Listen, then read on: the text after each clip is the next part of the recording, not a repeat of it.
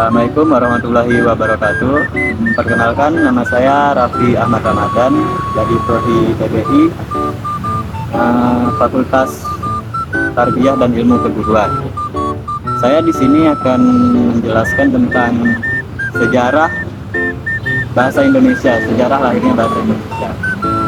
Dari pertama-tama itu kedudukan bahasa Indonesia sebagai bahasa nasional telah dimungkinkan oleh kenyataan bahwa bahasa Melayu yang mendasari bahasa Indonesia itu telah dipakai sebagai lingua franca dalam berabad-abad sebelumnya di seluruh kawasan Nusantara. Selain itu, dengan ditetapkannya bahasa Indonesia sebagai bahasa negara yang dituangkan dalam pasal 36 Undang-Undang Dasar 1945, ia telah menjadi bahasa resmi negara Indonesia. Bahasa Melayu sudah menjadi lingua franca di Indonesia, bahasa perhubungan dan bahasa perdagangan. Sistem bahasa Melayu sederhana, mudah dipelajari karena dalam bahasa Melayu tidak dikenal tingkatan bahasa, seperti contohnya dalam bahasa Jawa ada Konco dan Kromo, kalau tidak salah itu, atau bahasa Sunda ada kasar dan lemes. Suku-suku lain dengan sukarela menerima bahasa Melayu menjadi bahasa nasional Indonesia. Bahasa Melayu memiliki kesanggupan untuk dipakai sebagai bahasa Melayu.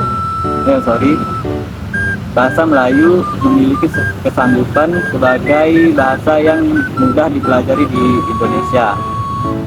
Bahasa Indonesia yang telah berkedudukan sebagai bahasa nasional pada tahun 1928 dan berkedudukan sebagai bahasa nasional sejak tahun 1945, berasal dari Melayu. Nama Melayu pada dasarnya digunakan dari nama kerajaan, yaitu Kerajaan Melayu di daerah Jambi yang di pertengahan abad ke-7 itu ditaklukkan oleh Kerajaan Sriwijaya. Dari hari ke hari, kedudukan bahasa Melayu sebagai bahasa resmi Indonesia semakin kuat, terutama dengan tumbuhnya rasa persatuan dan kebangsaan di kalangan pemuda pada awal abad ke-20. Meskipun banyak mendapat rintangan dari pemerintah mendapatkan banyak bahasa Melayu sebagai bahasa nasional di Indonesia, para pemuda yang tergabung dalam organisasi berusaha keras mempersatukan rakyat. Mereka sadar bahwa hanya dengan bahasa Melayu mereka dapat berhubungan dan berkomunikasi dengan rakyat.